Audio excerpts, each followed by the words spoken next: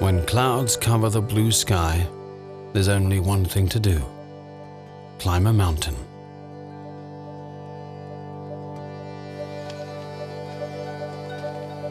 Things become much more attractive when seen from above the dense veil. At just 2,000 meters, the sun can lighten the spirit, while the patches of fog dampen the mood in the valley. While every village in Western Austria has its local mountain, in the east, outstanding peaks are rare. And so everyone's familiar with the Rax and the Schneeberg. The two limestone massifs in the south of Lower Austria are separated by the wild and romantic Höllental, or Hell Valley. This valley's high-altitude pastures are popular hiking spots, and famous mountain climbers have long practiced their art on its cliffs. The Sun Mountains extend from the Rax in the west to the Buckliger Welt hills in the east.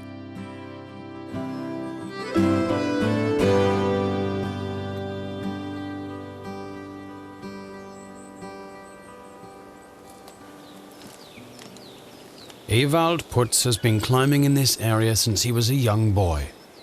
He's just returned from a successful expedition in the Himalayas. The Rax is where he comes to relax and store up energy for his next big adventure.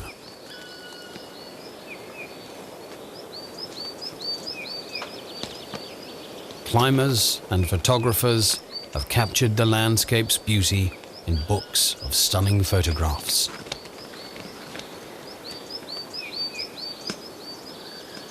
While athletic performance was the main thing in the past, the current focus is on enjoying nature.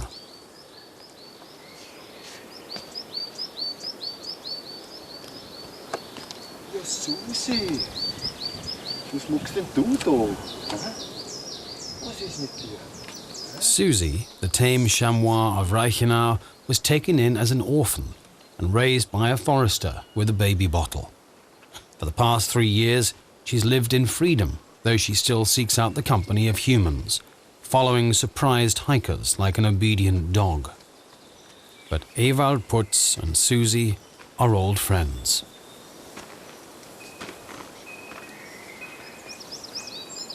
The other chamois on the Rax aren't too shy either.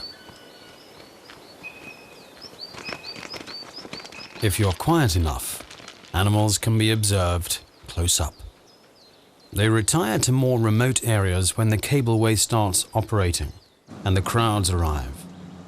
When the weather's nice, up to 3,000 passengers are transported to the mountain station each day.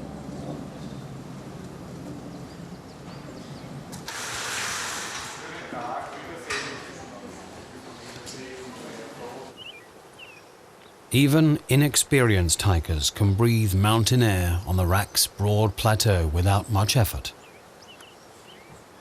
After just a 45-minute walk, the first hut offers a place to take a break.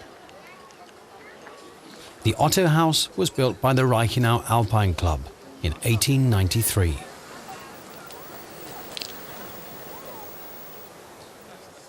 The mountains in southern Lower Austria have long been used by man.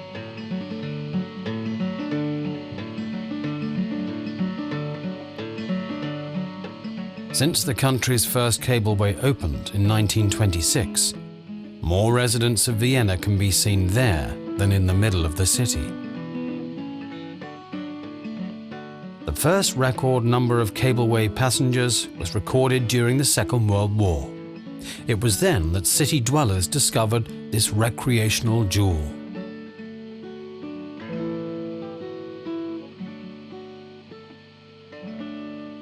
Between Styria and the Buckliger Welt lies Waxel Mountain, the home of Christoph Seiser.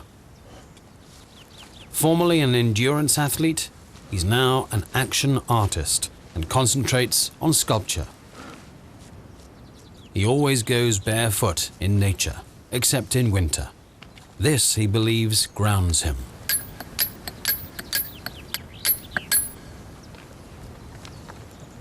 He tries to combine athletic spirit and art. While at work on the Hochwechsel, both the remote location and the rock present challenges.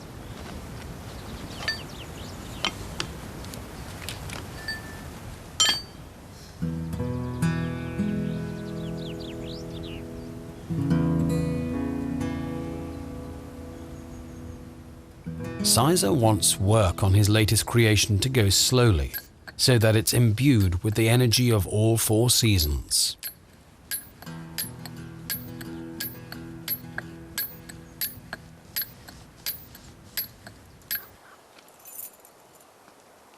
A feeling for the rock is as important as condition and the proper technique, as Thomas Baum, a climbing pioneer, knows well. He writes one climber's guide after another, and hardly anyone's more familiar with the Priner Wall than he is. Baum mapped out the With a Divine Hand route. Its difficult course makes it popular among climbing enthusiasts. He frequently works together with his friend and climbing partner Thomas Dernbuck. The two men are a well-oiled team. Dernbuck is a biologist, and he's familiar with every plant here. This man also wrote a guide to the region's flora and fauna. The amount of diversity living between bare rock faces might be surprising. Alpine plants protect themselves from wind and summertime frosts by means of thick cushions or hair, such as the Edelweiss. Blue sedge is a true survival artist. Its relative grows at spots where no other plant would find a place to hold on to. Dead leaves form thick humus foundations, over time soaking up moisture like a sponge. Many other mountain plants take advantage of this effect.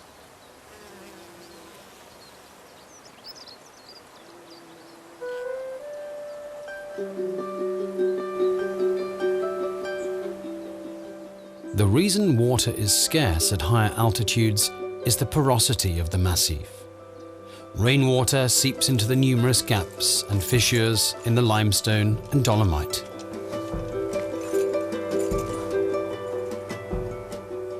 There's much more precipitation here than in the lowlands. On the Rax, the annual average is 1,000 millimeters, almost twice that of Seewinkel in the Burgenland.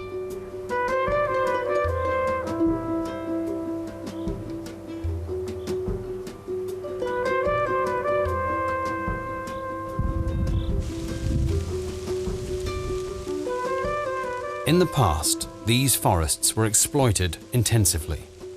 After people realized that a healthy forest means higher water quality, they started paying attention to its well-being. They're back. The dense forests where black storks breed. These shy birds avoid human settlements and are extremely sensitive to disturbances of any kind. The stork couple has raised 4 young, and their brood's about to fly for the first time. But no one's in a big hurry in this kind of weather.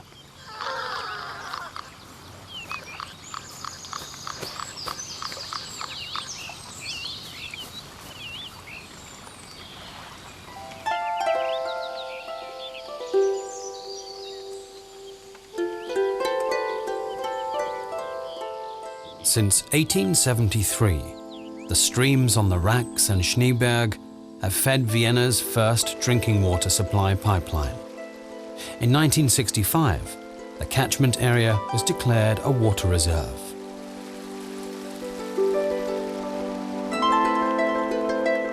Crystal clear and freezing cold even in the summer, the Schwarze River flows through Hell Valley.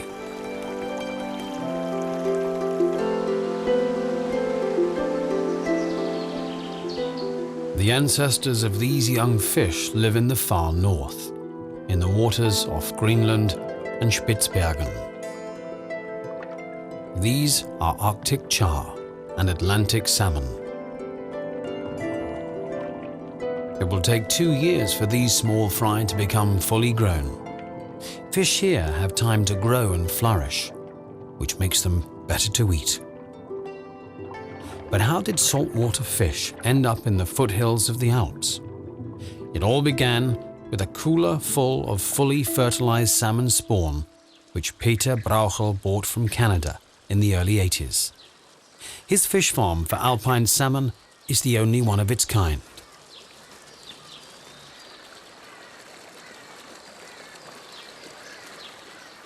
Peter Brauchel wanted to breed fish with a large amount of omega-3 fatty acids, the inspiration being his own heart trouble. With the aid of scientists, he developed ingenious counterflow basins. In addition to excellent water quality and feed from domestic seed oils, these fish need lots of movement so they can develop the essential fats.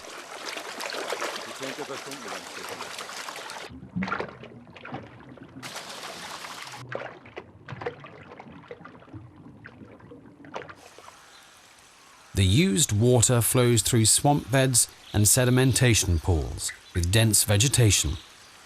As a result, the Schwarze downriver from the salmon farm is cleaner than ever before.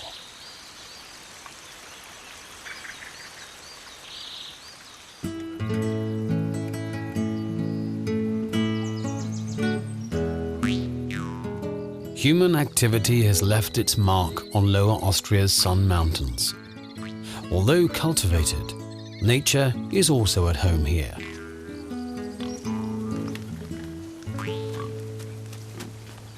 While many mountain farmers have given up on the Rax and Schneeberg, agriculture is still important in the Buckliger Welt hills. Of course, not every pig is currently allowed to roam the pasture, but organic farming is gradually becoming established.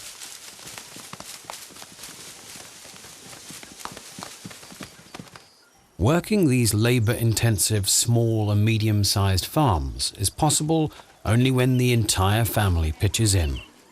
This is a sideline for the Wallners. From spring to fall, the members of every generation spend their leisure time on the farm. Working is the best way to unwind, as they all agree.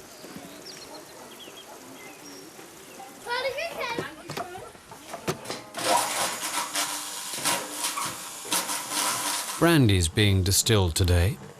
Sun-ripened organic pears, put through the shredder right after being harvested and then straight into barrels, are ideal for making a flavorful brandy. Sealed airtight, and with the aid of a little pure culture yeast, the mash ferments for 2 to 3 weeks. The head of the house himself does the actual distilling. The passionate hobby farmer is a whiz at making brandy, and the fruits of his labor have won more than a few prizes.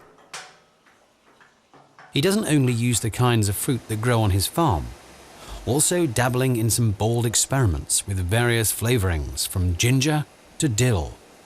Slow heating prevents undesirable substances such as methanol from ending up in the first rum. The best quality brandies have an alcoholic content of between 70 to 80%.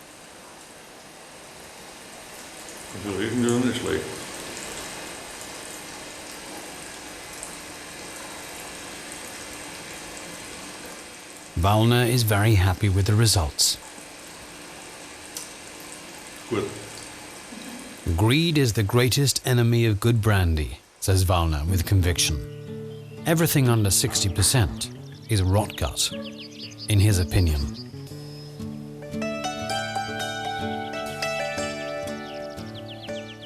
Lovers of warmth and the sun, such as chestnuts, flourish on sun-drenched southern slopes.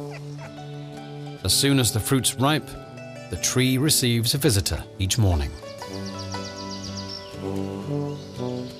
Badgers love ripe chestnuts, which is no surprise. They taste great, and these furry woodland creatures are better at peeling them than we are. On top of that, its high nutritional value helps badgers put on winter fat quickly.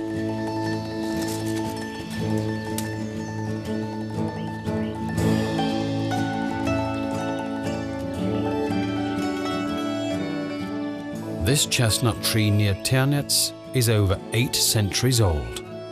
The circumference of this beauty's trunk measures no less than 14 meters.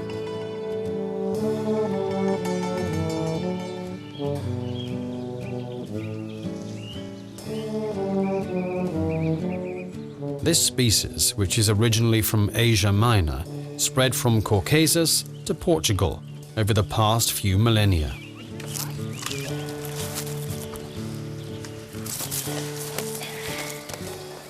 In Lower Austria, they grow well in the mild climate of wine-growing regions, and in this case, near the hot springs between Perchtoldsdorf and Glognitz.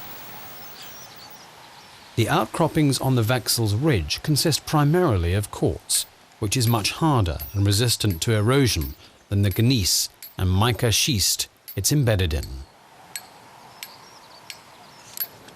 Christoph Seiser is working on his sculpture entitled Universum.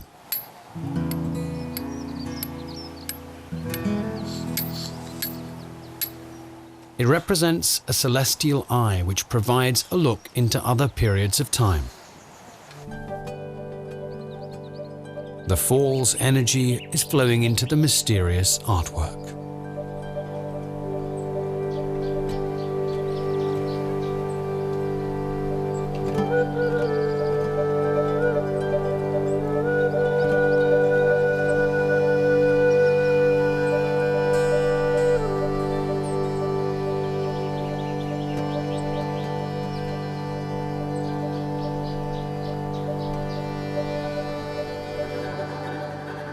As familiar as Vienna's local mountains are, and as easy as it is to reach their peaks by cableway and cog railway, these are 2,000-meter mountains and shouldn't be underestimated.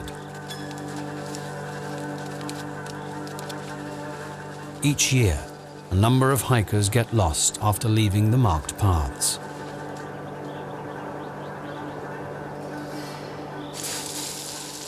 What begins as an easy stroll often ends at steep slopes.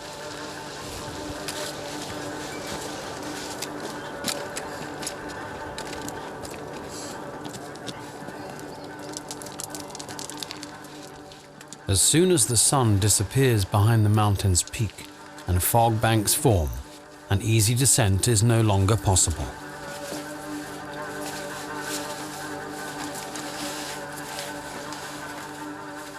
The wisest thing to do is conserve your energy in some place that offers protection against the wind and wait for the following day.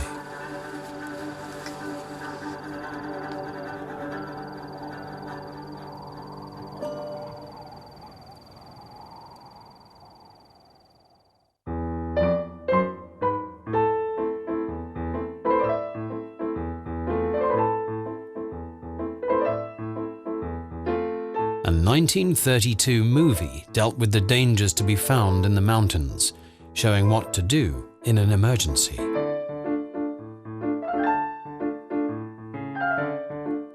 A tent can be used as a temporary shelter or a luxury igloo.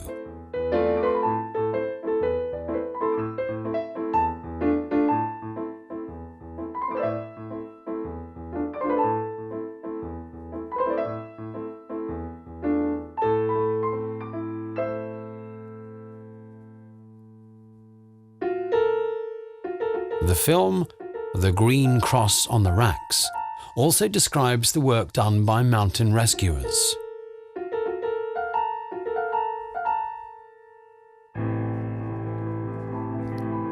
The world's first Alpine rescue organization wasn't founded in Tyrol or Switzerland, as one might expect, but Lower Austria. This was a reaction to an avalanche on the Rax. 3 men died here on March 8, 1896.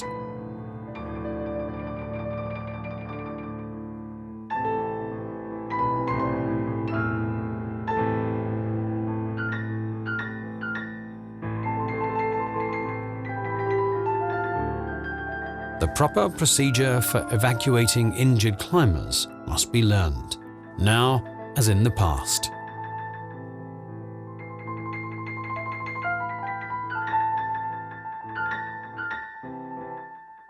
If a safe descent into the valley isn't possible because of the weather, the rescuers go to the nearest hut.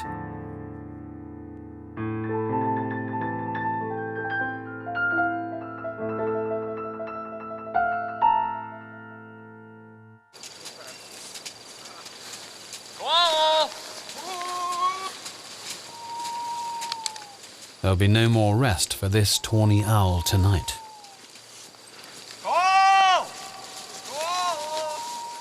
These two lost hikers had reserved a place to sleep in the valley. The landlord reported them missing and notified the mountain rescue service. This team from Puchberg has already been at work for 6 hours. Weather permitting, injured climbers are evacuated by helicopter. If a search is necessary, Wolfgang Berndorfer relies on his tracker dog.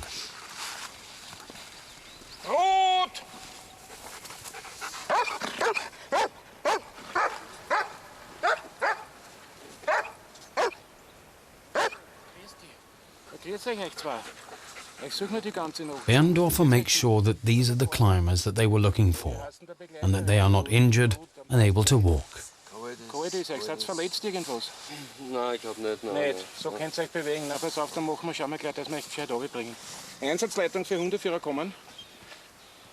Luckily, this young couple from Vienna suffered no tragic consequences because of their recklessness.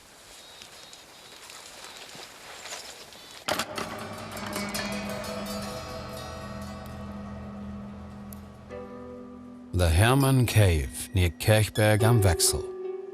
Its passageways, more than 4 kilometers in total, formed over 1 million years ago. When the weather's cold, this stalactite cave, which has a comfortable temperature, is used by up to 700 bats as a winter refuge. The first ones to start their winter hibernation are the little horseshoe bats.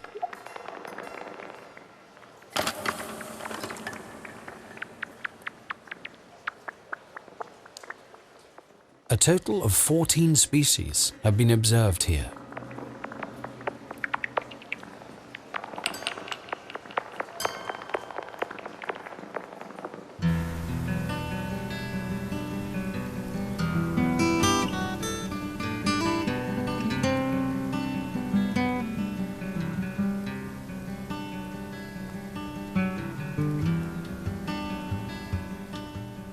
Sometimes the first snow falls in early September.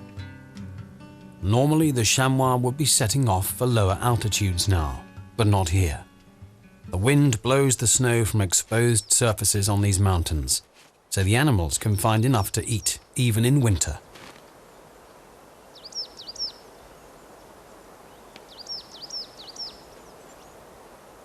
Late fall is rutting season. Male chamois bucks, who are normally loners, join the herds of does. They open their muzzles wide to scare off the competition.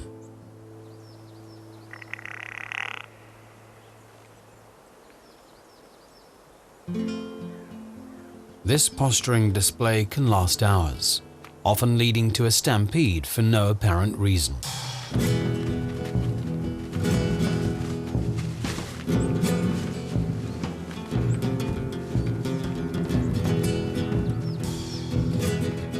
Chamois bucks know no mercy. The first one that goes down is in trouble.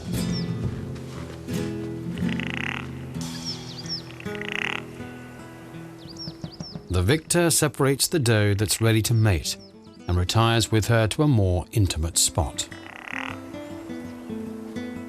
Several attempts are often necessary until mating is successful.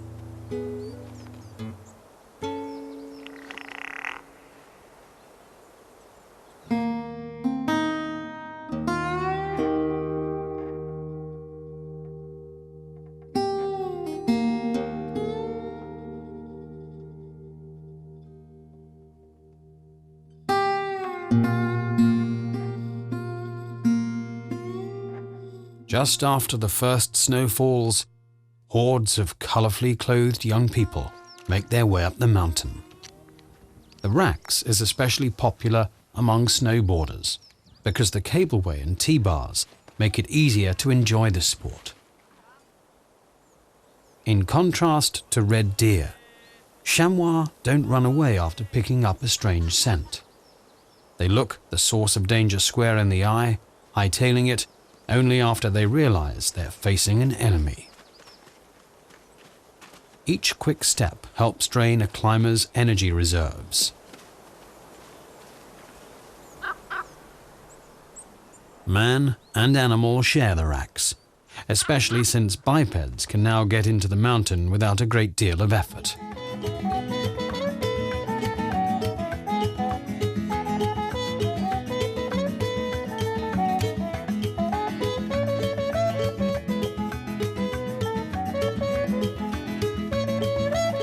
"80 years ago, this equipment and skiing style were the latest thing.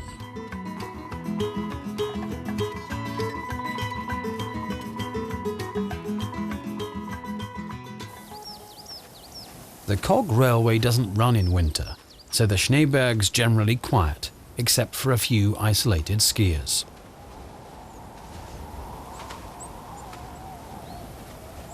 Peter Gross and Franz Hartmann are climbing the Fadensteig.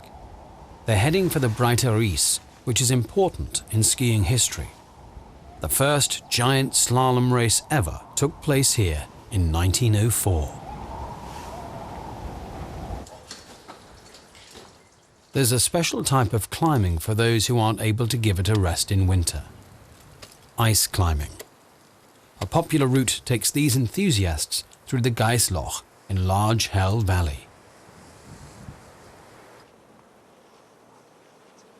Norwegian alpinist Fridtjof Nansen crossed Greenland by ski in 1888, and he's considered the father of cross-country skiing. The Vexelsemmering Panorama Trail is almost 100 kilometers long, with beautiful views of the other Sun Mountains.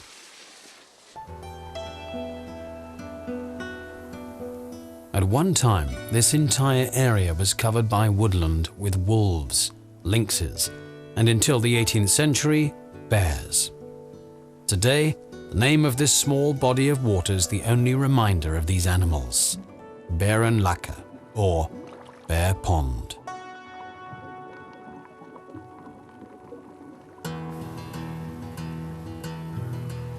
There's no such thing as bad weather, just the wrong equipment, as Christoph Seiser knows.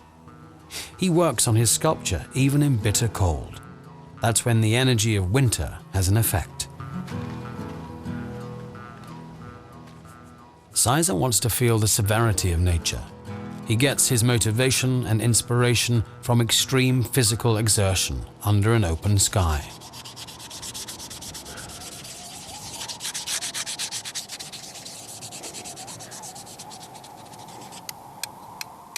His sculpture is gradually starting to take shape.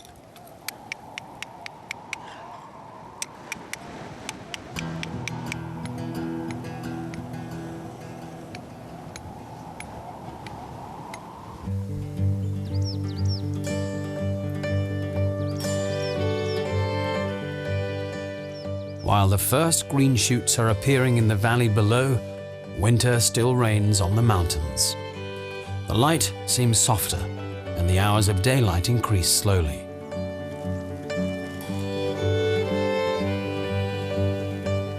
That's the signal for the common peony to bloom. Schneeberg snuff is made from the roots of this flower, which gives it its name, black sneeze root. This early bloomer's sap is poisonous. 2 drops for red, 10 drops for dead. Though it still doesn't look like spring way up here, the Schneeberg Railway is already making its first journey to the peak.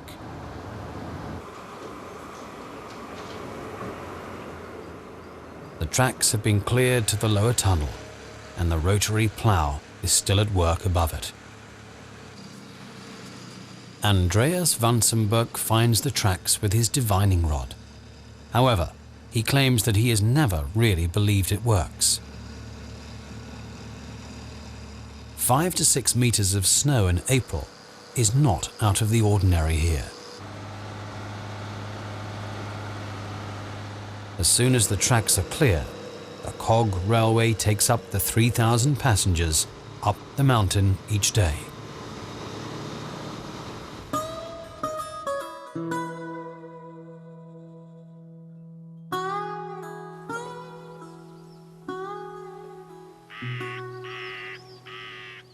The snow is melting fast now, at least in the valley and on the southern slopes.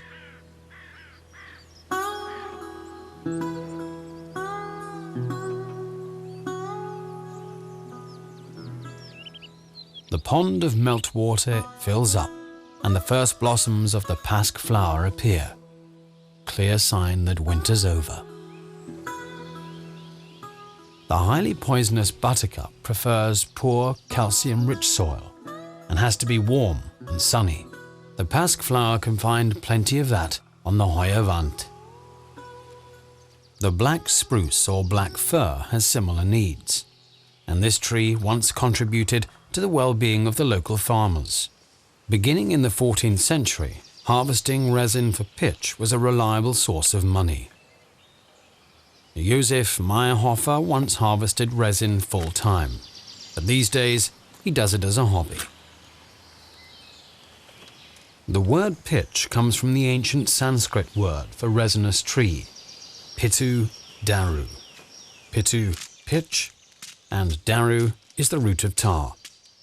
Both words originally denoted the same material. After the resin harvester removes the bark from a tree, he attaches a thin piece of wood that catches the sap as it flows down the trunk. Then he planes an even strip of the phloem to open the tree's resin ducts. Resin harvesting depends greatly on the specific season and moon phase. In accordance with the farmer's almanac, no nails are driven into trees on unfavorable days. After the tree is planed for the first time, the harvester lets it rest for a week. After that, he planes another thin strip for the phloem once each week. About a month later, the pitch cup should be full.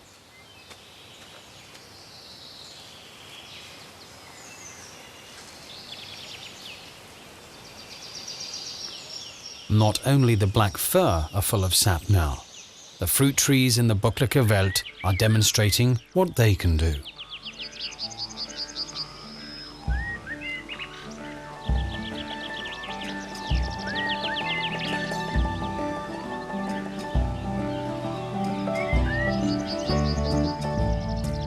Meadows of extremely old fruit trees are a feast for the eyes and provide a habitat and food for a wide variety of animals.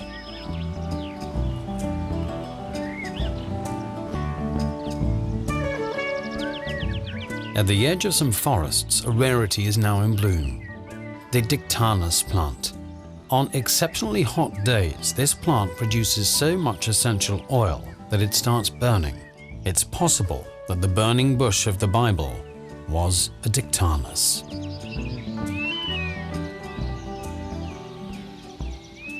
This pair of black storks from the previous year has returned safe and sound from its winter quarters in Africa. The two have chosen the same nest and are already busy taking care of their young. In contrast to many other kinds of birds, they don't feed their offspring individually, instead regurgitating food that they've stored in their throat pouches. The young birds then eat by themselves. Black storks are much more dependent on animals that live in and near the water than their white relatives. Clean water full of fish and amphibians are necessary for their young's survival.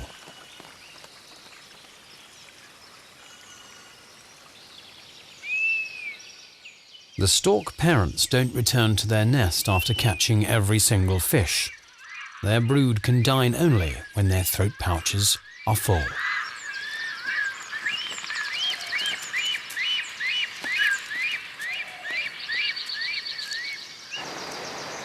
The crystal clear Schwarzer has everything that a stork could want. Clean water, shallow spots along the gravel banks, and most importantly, plenty of fish. Fish that are rarely found in this part of the world live in the village of Guttenstein. Here at the Piesting River, Peter Brauchel has set up his first inland salmon farm, and even members of the animal kingdom have noticed what's available here. The shy black storks avoid the company of humans. White storks, herons, and otters, on the other hand, long ago learned to enjoy the taste of the cold water fish. They dig in regularly, but only secretively.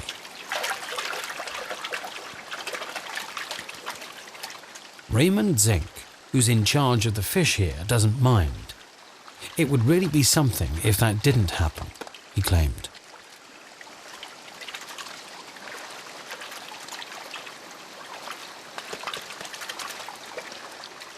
The fish are sold directly from the farm every Friday. Distribution is taken care of by licensees, and the most important thing is that the fish must be freshly caught when sold. Raymond Zink prepares an order of 4 polar char.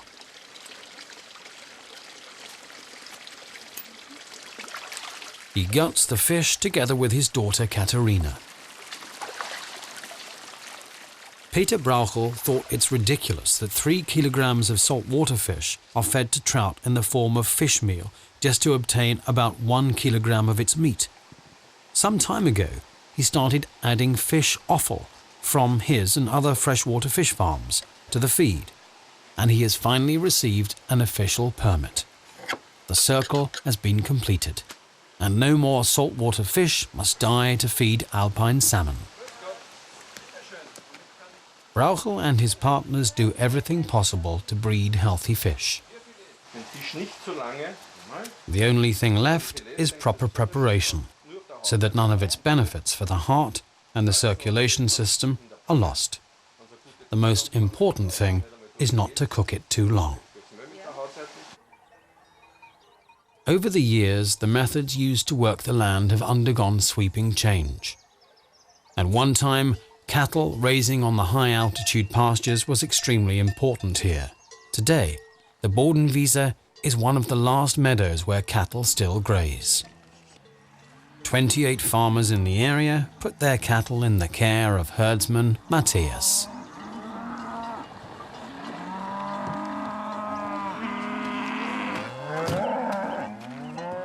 He gives the 130-some animals salt and bran every day, checks to make sure they're healthy, and repairs the fences.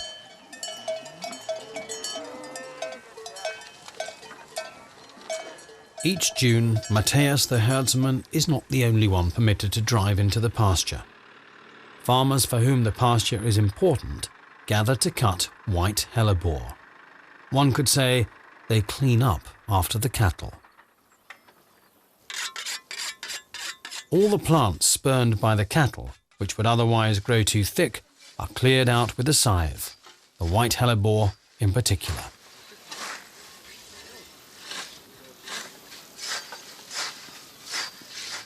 Rare species such as the cabbage rose are spared without exception.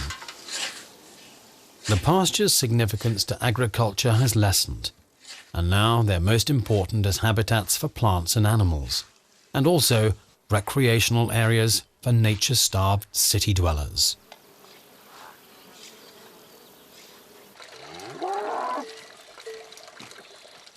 For the past 5 years, Matthias has spent every summer at the keeper's hut.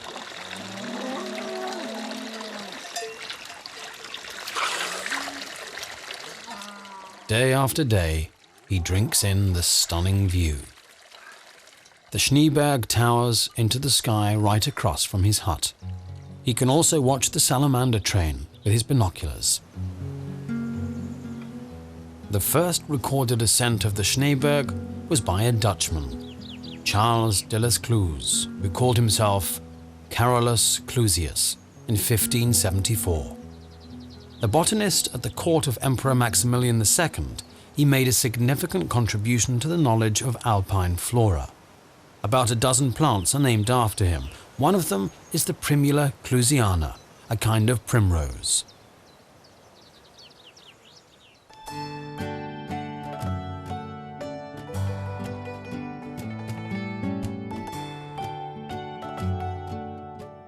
through Hell Valley, around Schneeberg, across Mau-Mau-Wiese and Puchberg to the Hoher Wand. Just a few kilometers, but the climate here is completely different.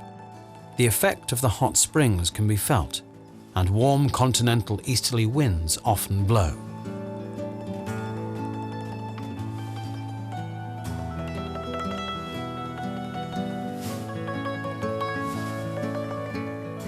Thanks to the warm summer winds and low precipitation, black spruces have come to dominate this area. Resin flows well until June 24th, said the old harvesters, and from then on, less is produced. In order to ensure a modest living for his family, a resin harvester had to tap about 2,500 black firs each year. The upper limit was almost 5,000 for the hardest workers.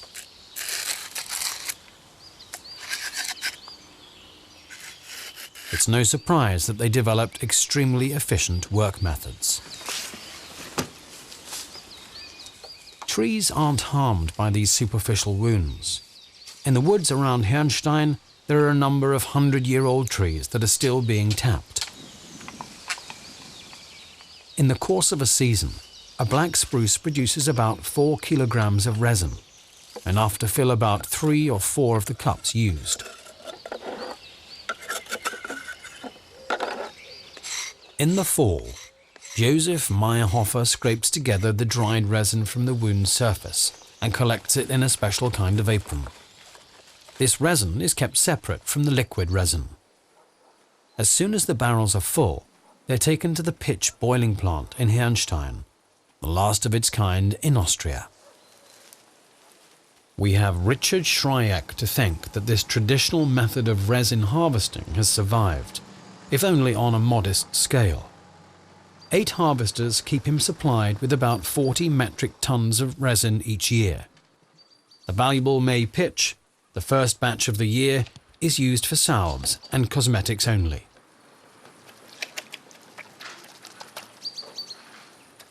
He's also proud of his turpentine oil, which is extremely popular among artists and restorers of paintings.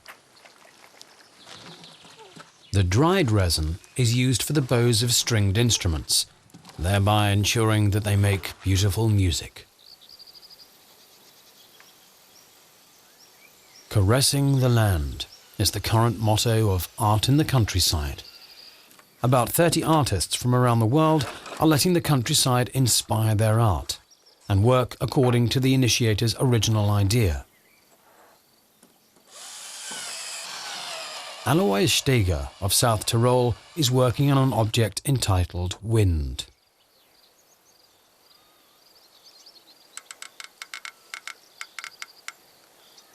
"446 boards are being used to build a tower, and its transparency will reflect the fragility of nature."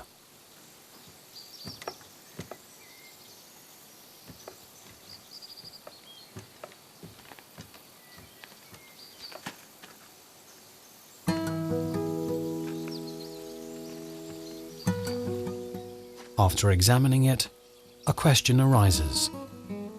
Blown off kilter by the wind, or was it meant to look like this? An important annual event is a grueling way to end the season for sports lovers, the Schneeberg Run. The 9.8-kilometer route mostly follows the railroad tracks, so that some runners are up against a salamander train while preparing. Right now it's called haste, which means stallion. In a few minutes we'll arrive at the station of Pastoral. Most runners still have enough energy at this point to enjoy the unforgettable panorama. But things get steep after that. Whoever tries to cover all 1,200 vertical meters as fast as possible will definitely not be in as good shape as the race's organizers. They never run more than single sections at a time while training. The finish line is the mountain station at the Elizabeth Chapel. At this year's race, the cog railway came in third.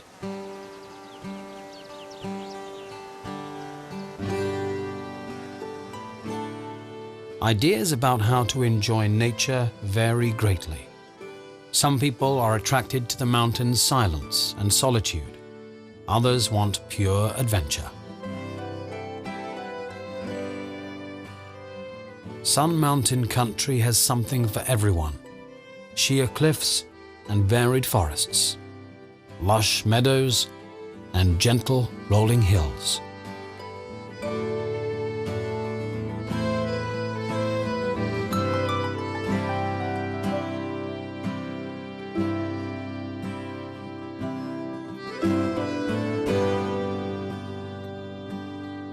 About 200 years ago, Friedrich Gauermann erected an eternal monument to this unique landscape. A painter during the Biedermeier period, Gauermann grew up in this region and had a strong bond to his home all his life. His inspiration was nature, and although he did the actual work in his studio, some things still reflect the reality.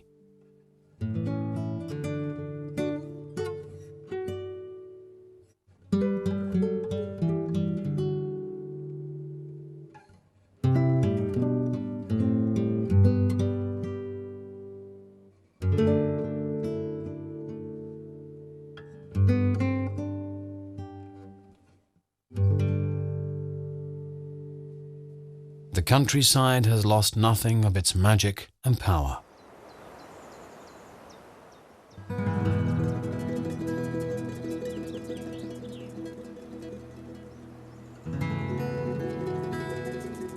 Christoph Seiser lets the character of his surroundings inspire him too. His soft curves and flowing forms reflect the nature of the Buckliger Welt's hills.